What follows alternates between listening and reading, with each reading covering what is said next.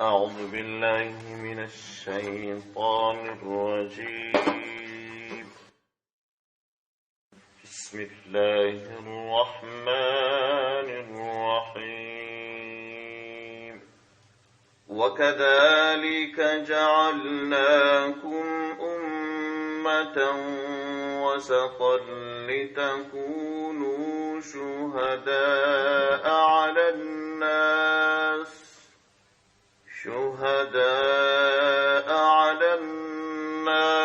ويكون الرسول عليكم شهيدا.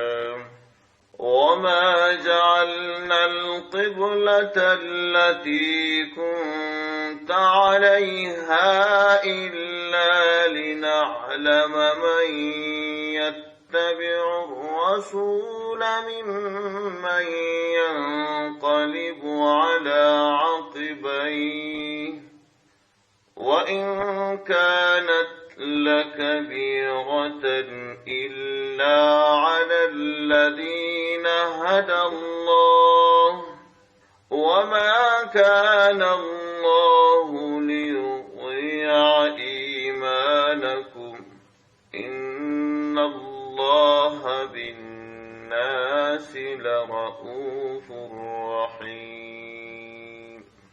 صدق الله العلي العظيم. البقرة سورة آيات نمبر 143. دغه آیات کریمه الله تبارک و تعالی د دوه سترو اهدافو لپاره نازل کړی دی. لومړی هدف دا چې رب عز وجل و انسانانو ته ښیي چې لکه څرنګه چې د مسلمانانو قبله کعبه ده، کعبه د ټولې دنیا تر مځکو بهترینه مځکه او بهترینه ودانۍ ده، همداسې د سید البشر صلی الله علیه وسلم امت محمدی دا د ټولې دنیا تر انسانانو بهترین انسانان دي او د ټولې دنیا تر ډلو بهترینه ډله ده.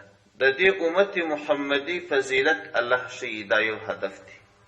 او دوهم هدف دا چې د قبلې بیان وسو، د قبلې د بدلیدلو را بدلیدلو بیان وسو. الله تبارک و تعالی د دغه قبلې د بدلیدلو هغه راز ښیي، حکمت یې ښیي چې رب عز وجل د قبله بدله کړل. دا اصلا په قریشي مسلمانانو هم یو امتحان او په مدني مسلمانانو هم یو امتحان. هغه داسې چې قریشي مسلمانان د دې دپاره خو محبوبه قبله کعبه وه. د څو پیړیو راهیسه دې قبلې یعنې کعبې ته احترام درلودی، د کعبې کرامتونه یې لیدلي وه او کعبه یې د پلار او د نیکه د ټولو په اتفاق بهترینه بیته وه. نو کله چې الله تبارک و تعالی پیغمبر علیه السلام ته حکم وکړي چې ونیسه د کعبې پر ځای بیت المقدس ته لمونځ وکړه، په دغه مؤمنانو امتحان و چې آیا دوی رښتیا د پیغمبر صلی الله علیه وسلم دغه حکم مني او که یا. که یو چا د اسلام دین د الله دپاره قبول کړی وي نو هغه د الله حکم چې هر ډول وسي دی وایي پر سر سترګو ما دا دین د الله دپاره قبول کړی دی. که الله حکم راته کوي چې کعبې ته لمونځ کوه هم پر سر سترګو، که رب عز وجل حکم راته کوي چې بیت المقدس ته لمونځ کوه هم پر سر سترګو. نو زما خبره خو د دې سره ده چې حکم د چا دی او څنګه حکم دی. بس زه یې منم چې د الله حکم یې هر ډول چي او همدا ډول چې بیا 11 میاشتې پیغمبر صلی الله علیه وسلم بیت المقدس ته لمونځ وکړي. په دغه بهیر کې ډېر خلک په مدینه منوره کې اوسېدل چې هغوی و بیت المقدس ته احترام درلودي، د بیت المقدس سره یې مینه وه. هغوی چې ایمان راوړي بعد د 11 میاشتو څخه رب عز وجل حکم وکړي چې تاسې د بیت المقدس پر ځای کعبې ته لمونځ وکړي. دا بیا په دې امتحان سو په دې مدني مسلمانانو چې دوی رښتیا د الله عز وجل حکم مني او که یا. که دوی د الله عز وجل حکم مني نو دا به وایي چې پر سر سترګو نو موږ خو دا دین د الله دپاره قبول کړی دی. پخوا مو بیت المقدس ته لمونځ کاوه، اوس کعبې ته لمونځ کوو.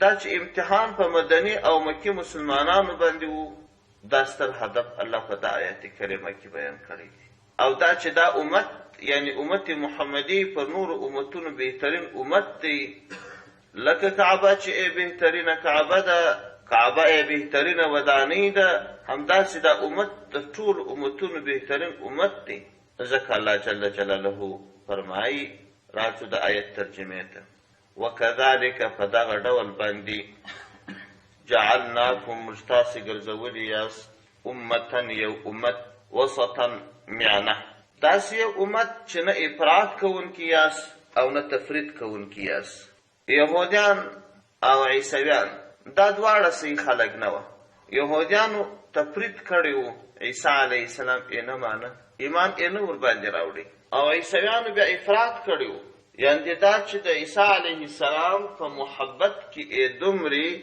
زیادت کړی و چې بیخي عیسی علیه السلام د خدای زوی بالی دا دین چې رالی دا امتا وسطا دا یو درمیانه میانه رو امت دی نه افراط والا دی لکه عیسویان نه تفریط والا دی لکه یهودیت د دې امت بنیاد او دارالمدار دا پر میانه روی باندې دی په دې دین کې نه افراطیت سته او نه په دې دین کې تفریط سته البته یوه خبره سته زموږ په ټولنه کې دا سیکولر خلک د افراطیت لفظ ډېره کاروي وایي دا افراطي مسلمانان دي افراطي مسلمانان دي نو بیا دغه سیکولرو خلکو څه سړی پوښتنه وکړي چې دا افراطیت څه ته وایي افراطیت نه پېژني صرف هغه د دوی بادارانو په الهام ورکړی وي چې دا افراطیت دی خپل یې نه پېژني اسلام د افراط دین نه دی اسلام د تفرید دین نه دی هیڅ مسلمان افراط نه کوي افراط چې په کومه معنا دی هغه په دې ټولنه کې نشته قطعا وجود نه لري ژیړه پرېښول د افراط بولي لنګوټه تړل دا افراط بولي یو سړی که د دین دومرې پابند وي چې هېڅ لمونځ به جماعت نه کوي دا د افراط بولي تقوا افراط بولي دوی په دا معنا باندې اخیستی او میانه روي یې په دې معنا باندې اخیستې ده چې یو څوک که چا لمونځ کوی هم غږ نه ورته کوي که لمونځ نه کوه هم غږ نه ورته کوي که چا ژړه درلوده که چا نه درلوده که چا روژه نیول زکات یې ورکوي چا نه ورکوي چا که د اسلام یو حکمانه کې لسمانه په چا کار نه لري خپل هم کې په وصف راو یو شی کوي خو د اسلام په چوکاټ کې داخل دا دی میانه روی مسلمان بولي او څوک چې تقوا کوي په دین کې یوه ذره و چاته نه ورتېرېږي لکه پیغمبر علیه السلام چې ټول اهل کتاب ټول اهل مکه ورته راجمع سوه ورفقط ته دا زموږ دین ته بد مه وایه او فقط دا کار کوه چې زموږ د خلکو په مقابله کې مه درېږه موږ به ټول ستا دین ومنو الله عز وجل آیتونه نازل کړه چې یوه ذره صلاحیت نه د پیغمبر علیه السلام ستا او نه و له پیغمبر علیه السلام یوه ذره به چاته ورتېرېدلی شو دا میانه روي چې دوی په کومه معنا باندې اخلي میانه روي په دې معنا باندې اخلي چې په دنیا کې څه کفار دي که ستا ملک ته په زوره ننوتلي وه که ستا کور ته راننوتلي وه که قرآن سوځي که پیغمبر علیه السلام ته بد ویل که ستا ورور کفر ته تلي که دې زوی تلي که دې همسایه تلي که چا اعاذنا الله د یهودیت دعوت کاوی یو چا که زناخانه درته رایستل یو چا که شرابخانه درته رایستل ته به هېڅ نه وایه په خوله به دې کول پې دا دې میانه روي بولي دا اوس چې په دنیا کې دا د دنیا مشهور سایټونه خبرې ورباندې کوي چې په دې سر کې تر ټولو دا زموږ خلک ډېر ورسره بلد بي بي سي راډیو او بي بي سي سایټونه تر ډېره وخته پورې به زموږ پخوانیو خلکو ویله چې دا بي بي سي یو شیطانه راډیو ده او بعضې کسانو به ویله چې دا ډېر بده راډیو ده د انګریزانو راډیو ده زما په ذهن کې دا و چې ما نه منله تر ډېرو کلو پورې ما دا خو یو نړیوال معیار دی دوی باید معیارونه وساتي خو تر کلونو وروسته داسې یقیني راته ثابته سول چې دا یوازې د دین دغه چې کولو لپاره دا راډیو ده بس چې دا ټول مضامین سایټونه یې وګورئ هر هغه مضمون چې په هغه کې عریانیت اول دی راپورته کوي هر هغه مضمون چې په اسلام کې د یوې ډلې د تهدید دپاره یو چا غږ پورته کړی هغه ریپورټ خامخا راپورته کوي او په دنیا کې داسې ایلاته چې سړی دا ټول مضامین وګوري د دې سایټ داسې یو مضمون چې په دنیا کې د یو مسلمان د لوري څخه یو بد عمل سوی هغه دی خامخا راپورته کوي په دې لویه دنیا کې چې د کفارو حد څه نغېړي دا نه راپورته کوي یا که یو خبر ټولې دنیا راپورته کړي بس په دغه شکل یې راپورته کړي چې وروسته هغه بدې فعلي یا هغه جرحه چې کړې ده یا هغه ناوړه اثرات چې کړي دي هغه نه پسې څېړي. دې فرض که په مدرسه کې چیرې یو چا یو کوچنی په چپلاخه ووژني دا ریپورټونه نه خلاصېږي، داسې وکړه او داسې وکړه. او که یو کنسرټ یو ځای جوړوي حتما دی باید ووایي، او که کنسرټ چیرې په مقابل کې چا غږ پورته کړی وو نو داسې نه وایي چې دا د هغو حق دی. وایي څو متشددینو افراطي مسلمانانو مقابله وکړه خو بند یې نه کوي. داسې یوه علاده د سم دم بنیاد یې ورته شرعیه شوي. دغه میانه د دین دا نه ده، دا چې د افراطیت کوم شی بولي دا نه دی. میانه روي د دین دا ده چې په دې دین کې ته ماته یاد کړه چې د چا حق خوندي دی، په کوم شي کې دا دین تشدد کوي. دا دین د خواخوږۍ دین دی، دا دین د مهربانۍ دین دی. دا افراطیت نه دی چې سړی ژره لري، دا افراطیت نه دی چې 5 وخته سړی لمانځه ته راځي، دا افراطیت نه دی چې په دین د سړی خوا بده شي، دا افراطیت نه دی چې څوک د خپل دین دفاع وکړي، دا افراطیت نه دی چې دا ځوانان راګرځوم راسي. که دا افراطیت وي نو خو دوی هم افراطیان دي. دوی د خپل دین دپاره څونه قدر مبلغین و داعیان د دې عیسویت دپاره ټاکلي، یهودیت دپاره ټاکلي. یو یهودی تاسې پیدا کړي، یو عیسوی تاسې پیدا کړي چې د مسلمان لباس یې وکړي. یوه دا نبتورې نمونه که یهودیان دي که عیسویان دي. او دوی چې د خپل دین په دغسې تمامه معنا باندې سر ته بیایي او هر چیرې 1,000 مسلمانانو ته ترې یوې خبرې نه تېرېږي، دې هغې افراطیت نه دی. شخو نو بس سادهګان هر چا روان کړو پر خپله خوا باندې. په دې دین کې د یو چا وژل نسته، په دې دین کې د چا په چپلاخه وهل نسته، په دې دین کې د چا وینه تویول نسته، د چا مال په زور اخیستل نسته، د چا توهین نسته، تحقیر نسته، په چا پسې بدې خبرې نسته، غلا نسته، خیانت نسته. کم کافر چې ستا سره متعهد وي د هغه وژل نسته، کم کافر چې ستا په هېواد کې ستا په تابعیت اوسېږي د هغه وژلو بندي کول نسته. د هغه کافر وژل سته چې هغه تا وژني. هغه کافر خو لا ته څه کوې چې د ما شک در باندې راسي لا تا وژني. دغه د دنیا سپر قوتونه چې مسلمانان افراطیان بولي یا د تقواداران افراطیان بولي ستاسو په فکر باندې دغه مسلمانان که دغسې د دوی هېوادو ته په زوره ورننوځي لکه دوی چې ورننوتلي دوی به څه عمل ورسره وکړي. تاسې یک طرفه قضاوت مه کوئ. که دغه عیسوي هېوادو ته یا یهودي هېوادو ته مسلمانان دغسې ورسي دوی به څنګه عمل ورسره وکړي؟ په اور به یې وسوځي. نو بیا افراطیت دې ته نه وایي لکه دوی په ښه غوږو یې واورئ. الله زموږ ته سوال کوي دا د دنیا ژوند داسې چابک تېرېدونکی دی لکه د دریاب یوه کوبۍ چې راپورته سي بېرته مړه سي. ژوند تېرېږي، که کال وي که 10 کاله که 20 کاله. خدای ناکرده چې سبا مو د دوی په ډله کې راپورته نه کړي یا مو د دوی د ګوډاګیانو په ډله کې راپورته نه کړي. نورې مقابلې وشان خو که نسو کولی د عقیده خو به جوړه کړو چې افراطیت څه ته وایي، تفرید څه ته وایي. دغه منهج دی. که نورې قربانۍ نه سم ورکولی د دین د دفاع دپاره خپله عقیده خو به څه مضبوطه جوړه کړم چې دغه مې عقیده ده والا که د چا خوا بدېږي کېږي. حاصل و خلاصه دا چې دا امت هغه امت دی چې د نارینه، ښځینه، حیوان، انسان د ټولنې د هر پارت داسې حق پکښې ساتل سوی دی چې بل هېڅ دین نه دی ورکړی. هېڅ تشدد نسته پکښې، هېڅ سختي نسته پکښې. او هغه کسان متشددین دي، هغه کسان بد خلک دي چې د دین څخه بده استفاده کوي، دا کسان بیا متشددین بلل کېږي، سختي کوونکي بلل کېږي. او دا چې پر دغه ډول باندې د اسلام دفاع کوي یا تقوا کوي دا نه متشددین دي او نه افراطیان دي. نو داسې ډلې به په دنیا کې اتمن یي او اتمن سته چې هغه نوم د اسلام اخلي او خلک د اسلام تر نامه وژني خو د هغه د مرګ اجازه قرآن نه ورکوي، احادیث یې نه ورکوي او زموږ فقه یې نه ورکوي. زموږ دپاره فقه معیار دی، قرآن معیار دی. هر څوک چې د قرآن خلاف حکم کوي هغه کافر دی. هغه ډلې خپله د یهودیانو د نصرانیانو ګوډاګیانې ډلې دي، هغه یې بیا یو بله چاره درته راښکاره کړې ده، تا د دې دین څخه لرې کوي.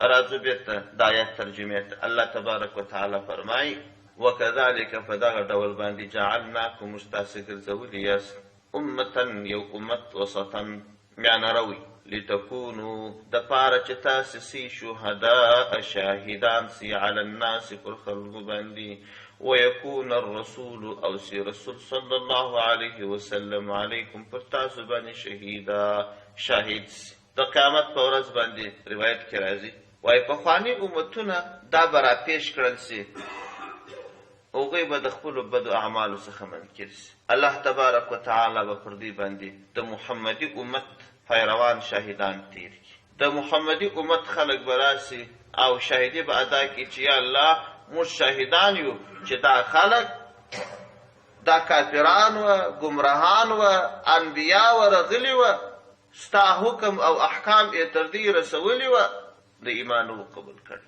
دا خبره چې دی وکړي هغوی به ووایي چې دا خلک نو بیا په موږ څه خبر دی. شهادت څه ته وایي؟ شهادت اقرار پر یو فعل باندې چې دا شاهد به اقرار کوي او پر هغه علم باندې به علم یقین وي. علم یقین هغه وخت کېدلی سي چې خپل هغه سړی موجود وي. اوس نو هغه 2000 کاله مخکې تېر سوی دي، ته اوس پیدا سوی، نو ستا به څه علم یقین وي پر هغه باندې؟ وایي دا علم یقین چې هغوی پر دوی باندې اعتراض وکړي چې تاسو خو هلته نه وه، ستاسو علم یقین د څه و پر موږ باندې؟ وایي محمدي امت به ووایي چې موږ ته خپل پیغمبر حضرت محمد صلی الله علیه وسلم په قرآن کې ټولې قصې کړي وې.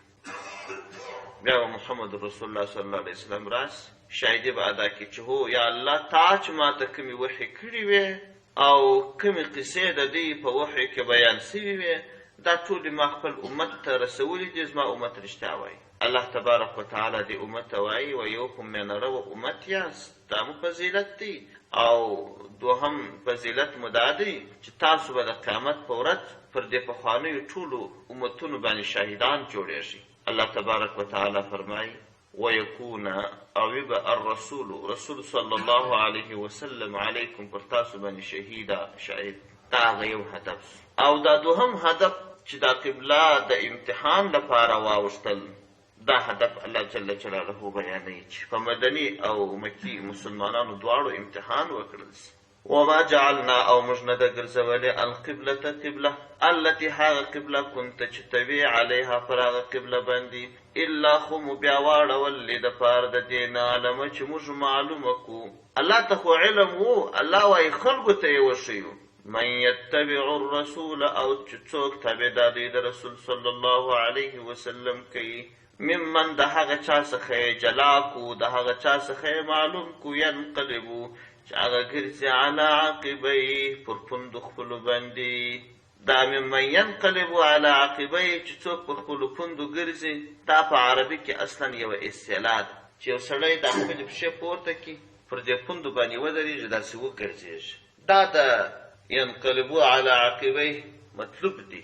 اصلا په عربو کې دا اصطلاح وه چا به یو دریځ غوره کړی و، په یو دریځ به روان و، هغه دریځ به یو دم پرېښوی، مخ به یې واړوی، نو دوی به دا ویله چې دا سړی پر خپلو پوندو بېرته وګرځېدی. کومه خوا چې یا کم لوري چې هدف ګرځولی و هغه ته یې شا وګرځول، بالمقابل یې مخ واړوی. الله تبارک وتعالی فرمایي وایي دا قبله مو ځکه واړول چې موږ دا معلوم وکړو چې څوک د رسول صلی الله علیه وسلم تابعداري کوي او څوک بیرته مخ اړوي اسلام ته شا ګرځي، مرتدین ګرځېږي چې یا دا دین زه نه کوم چې قبله دوري. دا دوې ډلې خلک موږ سره معلوم کړو. دا داسې سوه په مدینه منوره کې یو مسجد دی، مسجد القبلتین ورته وایي. دا جان صاحبان چې ولاړ سي او یا دا معتمرین ولاړ سي دا یې ټوله ویني. خپله د دې شرکت د لوري څخه زیارتونه و معتمرینو ته وي او په حج کې د حج اوقافو د وزارت د لوري څخه وي. غټ موټر راځي سیسه دا موټر چې راشي د معتمرینو حجاج ورأچي، نو بیا دا څو ځایو ته یې بیایي. قبا مسجد ته یې بیایي، د سیدنا حمزه رضی الله عنه زیارت چې هغه د احد غزوه سوې ده هغه ځای ته یې بیایي، مسجد القبلتین ته یې بیایي، او مزرع سلمان فارسی د سلمان فارسی رضی الله عنه باغ چې خلک یې د نبي علیه السلام باغ بولي هغه ته یې بیایي. مساجد خمسو ته نه بیایي، دا څلور ځایو ته یې بیایي، بیا ته یې راوړي خپلې عمارې ته.